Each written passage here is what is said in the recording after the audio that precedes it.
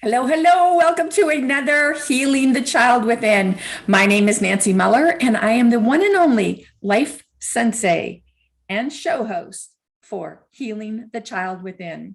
Today, we're going to talk about success. Have you ever felt like success was meant for others, for everyone except you? If this is you, I'd like you to stay tuned so you can understand why this is a limiting belief, how you can let that crap go, and how successful you really are. All right, so you ready for this? First of all, success. If you are feeling, remember, I'm going to use the word feeling because everything is about how we feel. That's what we attract into our life. Your feelings are driving the bus of your life.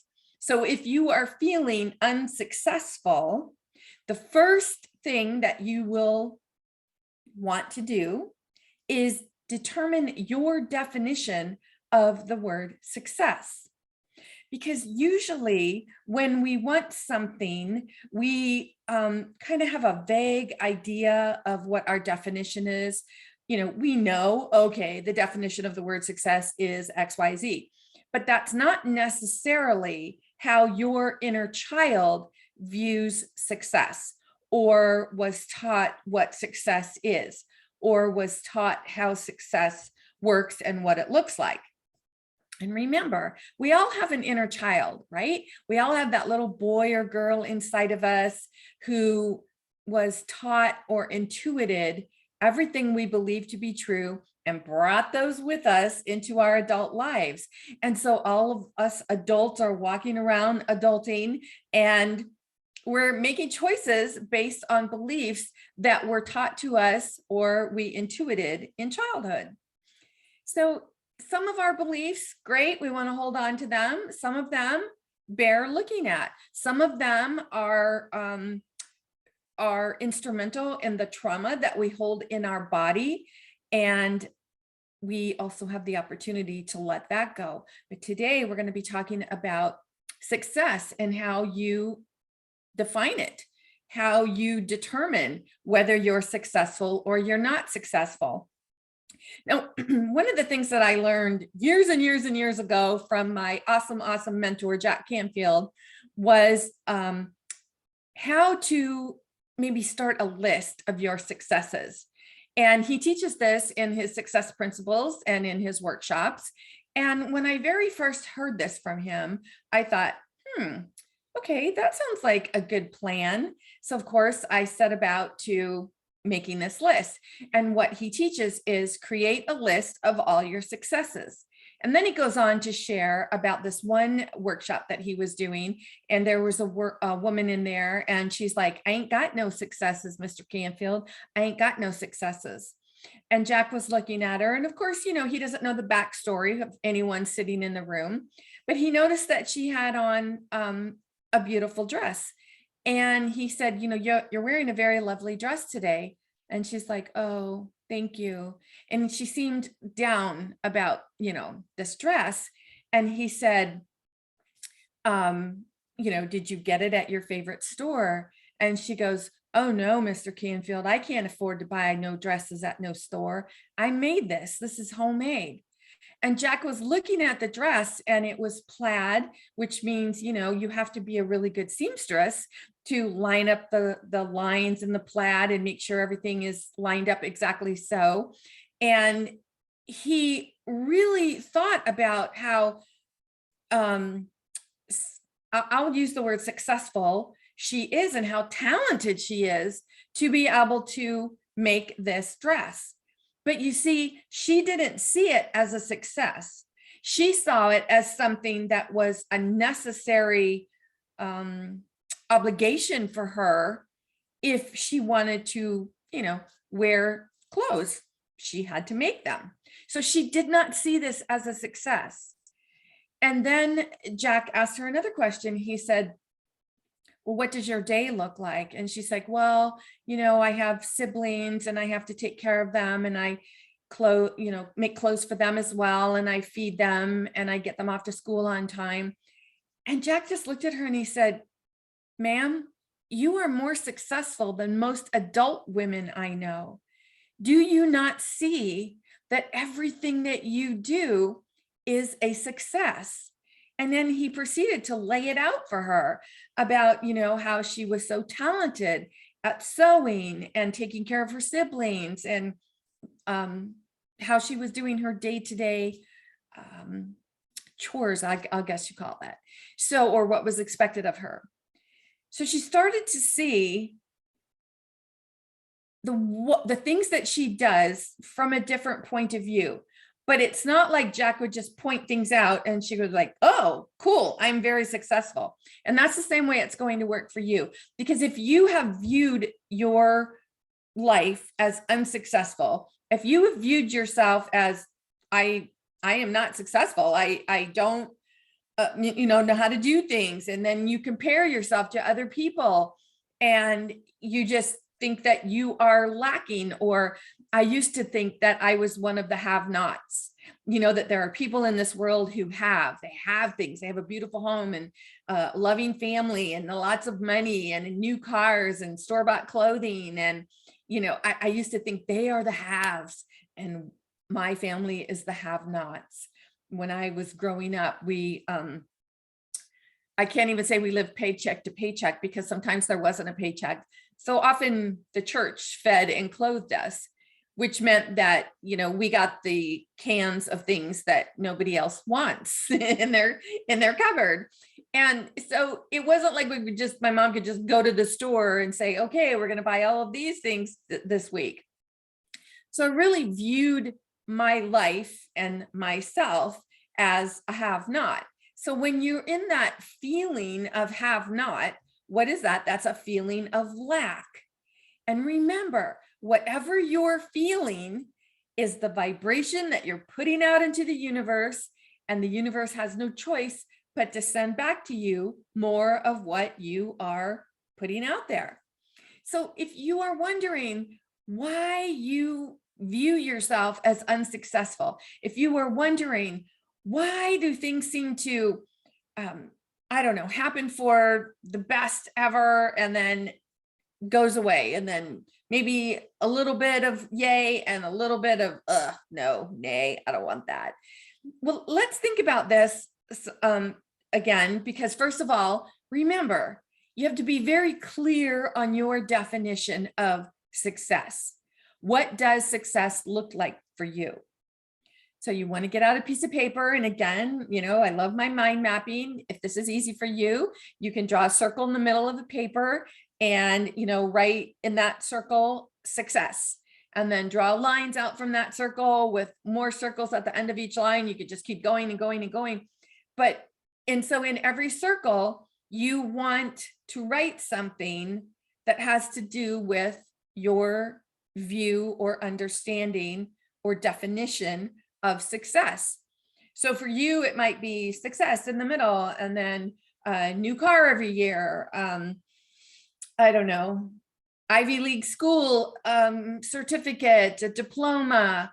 It might be the corner office, and it might be working from the beach. It might be being married and having children. I don't know, whatever your definition of success is, you want to get very clear on it, because remember, vague ideas bring vague results. Okay. So if you just kind of got this feeling of being unsuccessful, not good enough, meaning that you are in a space of lack, right? You're in that feeling of lack, that emotion of lack, that vibration of lack, and then you're just blaming it on not being successful.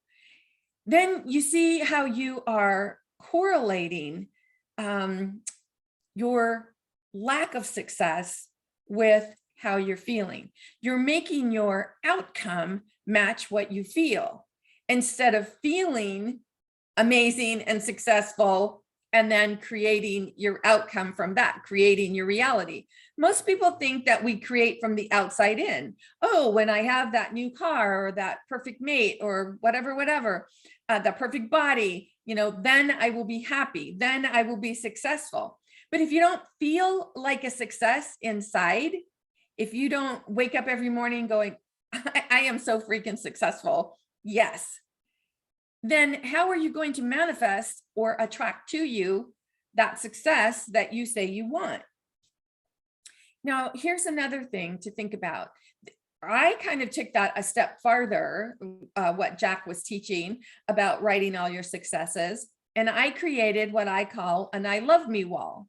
And I may have heard that from him at some point as well. But the thing is that I made this wall in my room and I started putting up just pictures or wrote words about everything that I felt defined my success as I saw it. So, of course, I feel very successful. I have 2 daughters, and that any parent will know. It's not something that just happens. You work at being a parent. And I feel very successful as a mother, as the teacher of my children. I felt very successful and still feel successful in that. So, of course, motherhood went up on my wall, and the things I did with my daughters, karate championships, karate awards, work, career, each time I went up the ladder in my career, health, how I take care of my health, classes that I would take, seminars, anything that I felt the excitement of, yes, I did this. Yes, this is amazing. It would go on my wall. So first, the step was to determine what my view, understanding, or definition of success is, and then start putting that up on my wall. Now, maybe you don't have a wall to do this. Maybe you want to just do, like, you can go to Canva and you can start putting things on Canva and make something there and then save it to your desktop. And every time you open your computer, you look. I did that for the longest time. Every time I would look, I would say, oh my gosh, here's my first book. Here's my second book. Here's my, the money I made with my first client. Here's, it's just everything that I would put up there and look at this and go, yeah, I did that. I did that.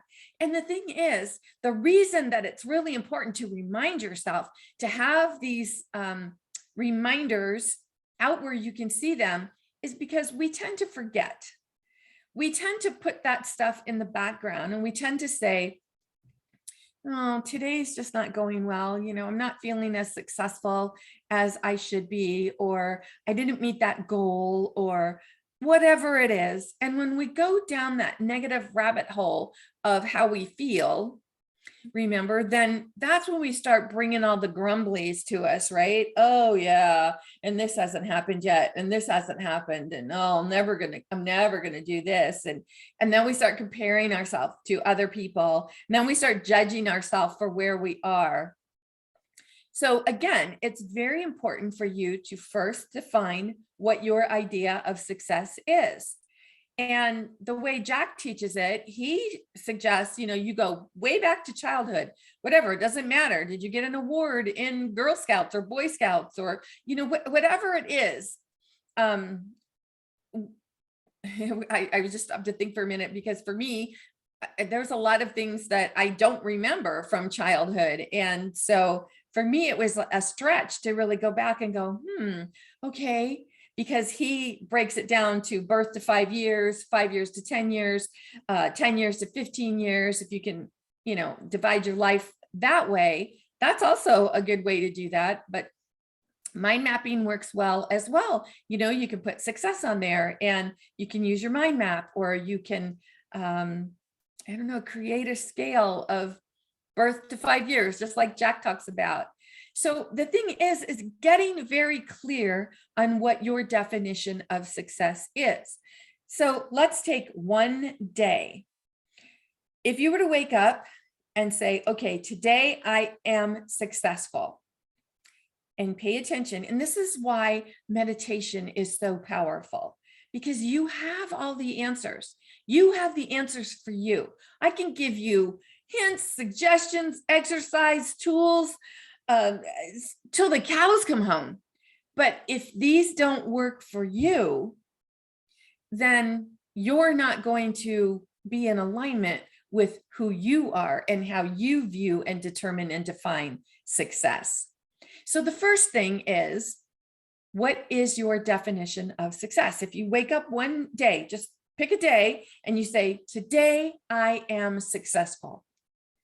Now stop and pay attention to how you feel and where you feel it in your body. If you say, today I am successful, and you feel like this really just buoyant, excited feeling right here in your heart chakra, you know that you are emitting those feelings of success like out there. Remember, we have, and every one of us has that energy field 15 feet in all directions of our body. So when whatever energy you are putting out there, whether it's positive or negative, people within that proximity, they feel it in a big way. So what are you putting out there? Like, today I am successful. Now, perhaps you say that to yourself, but you feel your shoulders go in, you feel your body language just go in. This is how you're going to know where you can, about the scale of where you are on a scale of 1 to 10, 10 being the best, 0 being no, not happening. This is where you kind of can judge how you're feeling about how successful you are.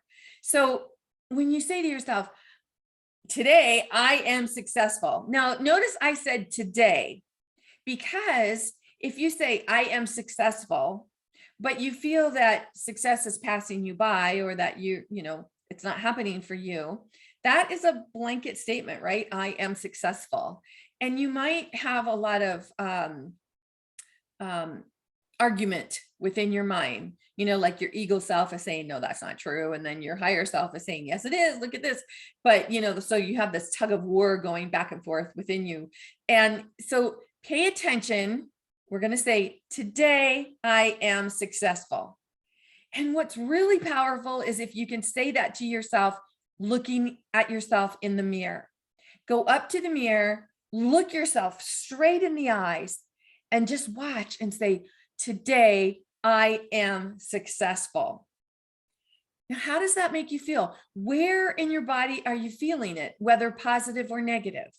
And then pay attention to, are you feeling positive or negative about it? Because this is usually where people stop.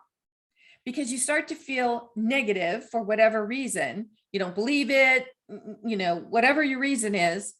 And then we go into resistance. I don't want to think about that. And then, I don't know, turn on Netflix or listening to music or listening to your favorite podcast. I don't know, call someone on the phone, whatever.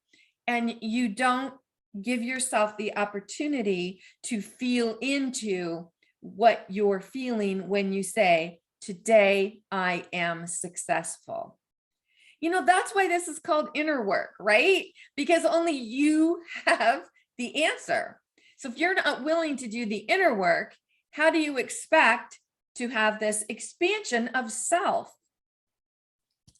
Now, let's think about it from another direction. Maybe you say, today I am successful.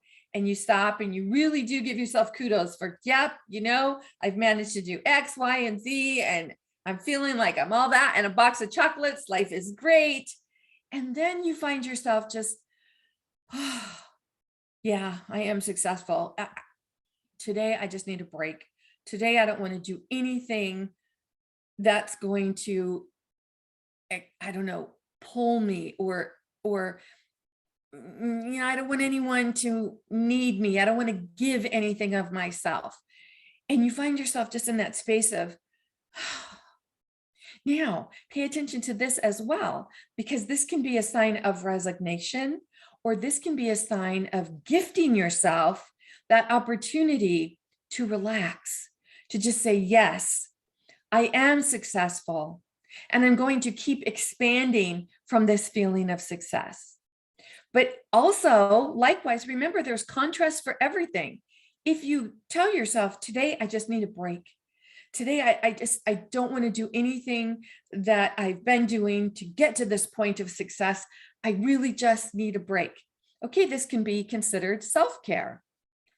And as long as you are going into it feeling like you are taking care of yourself, like you are doing something for you, that's wonderful. But then what about, as an example, let me use health, okay? So let's say that you have some health goals and you have set a practice for yourself that every day you're going to get up and do 20 push-ups. And you've worked yourself up to 20 push-ups. You can now do that. And then you say to yourself, today I am successful. And you know you're successful because you've reached that goal of 20 push-ups every day. But today you just don't feel like doing those push-ups, right? You're like, today I just don't want to do the exercise. I want to give myself a break. I just want to relax today. I just don't want anyone needing anything from me, whether it's me or whether it's another person. I just need a break today. So you don't do your push-ups. In fact, you take it then to the next step and you just say, today I'm just going to lounge around, not even going to get dressed. I'm going to lay on the couch. I'm going to just eat my meals from the couch. I'm going to pig out, going to have some ice cream, whatever that looks like to you. And you're going to binge, watch, whatever. And you're just going to have that day of doing nothing. Well, this can be considered successful as well. If you look at this as inactive activity, meaning you are being inactive, but there's activity in being inactive, right? You're still doing something. You're not just sitting on the floor, staring at the wall, meditating. And even if you were, that would also be active, right? Because as long as you're breathing, you're being active. So the question is, how are you being active? And if you choose a day of non-active, today is inactive activity, meaning that you are taking time for yourself. You're not going to answer the phone if you don't feel like it. You're not going to cook if you don't feel like it. You're not going to get dressed if you don't feel like it. Whatever you don't feel like doing, you're not going to do. And you're just going to sit and be. Can you see how this can also be construed as very, very successful? Because what you're actually doing is you're giving you to you. You're giving yourself the gift of time. You're giving yourself the gift of nothing being called from you, nothing being expected of you from yourself or someone else. And this makes you successful, ready for it, because you're loving you. You're loving yourself enough to say, I recognize that this is what I need today because I am so tired of the daily grind. I am so tired of working and working and working. Now, here's where the success is also really powerful on these inactive days, because as you are giving yourself that break from what you have put into motion day after day after day, that grind that you feel, I've got to do this, I've got to do this, I've got to do this. You are also giving yourself the opportunity to experience something different. And in that space of something different, you might find, okay, today's that day where I'm going to do nothing. And then ideas will come to you. Because the thing is when you're so focused on a goal, when both eyes are fixed towards that goal, I need to get there, you often miss all of these beautiful, wonderful opportunities, signs, advantages along the way, because you've got tunnel vision. You're so focused. So you don't see yourself as successful because you're not there yet. But here's the thing. When you get there, wherever you think there is, when you get there, when you arrive, when you have the thing, whatever it is, you find that there's no there, because there's always an expansion, right? The universe is energy. Everything is expanding and contracting, expanding and contracting. Nothing ever just is still. So what is your success? Stop and think about it. What is your success? Did you graduate from kindergarten to the first grade? That's a success. Keep going from there. Did you learn how to tie your own shoes? That's a success. Keep going from there. Did you learn how to dress yourself? That's a success. Keep going from there. You see, it's the small little things that we really take for granted, that we tend to forget. At one time, that was really important. Think about every parent who says, oh, my baby rolled over. Oh, my baby smiled. Oh, my baby's crawling now. Oh, my baby's pulling him or herself up now. Oh, my baby's walking now. You know, we have these steps. And yet you can look at that and go, that's not a success. That's what you do. That's evolution. That's just keep going. No, it is a success because you are expanding every single day. Now, think of your adult self. Where are you? What was your success yesterday? What is your success today? What was your success a week ago? If you are not keeping track of these successes that you have, how do you expect to see yourself as successful? Because I can tell you that if you have a limit, if you have a limiting belief that you are not successful or that you don't have what it takes to be successful, you're going to continue to feed that belief. If you have a belief that you are successful and you pick up the energy and expand your feelings and emotions to that positive energy of success, you are going to feel that. You're going to expand from there. You're going to feed that belief. Remember, life is all about choices. You can choose to believe from the negative, from fear-based ideas, thoughts, and beliefs, or you can choose to believe from everything that is love-based. Love, light, happiness, joy, abundance, prosperity. The choice is yours. But the only thing is, if you do not know which place you're choosing from, and you consider yourself unsuccessful, you're going to feed that belief constantly, continuously. So you have to look for the successes in everything.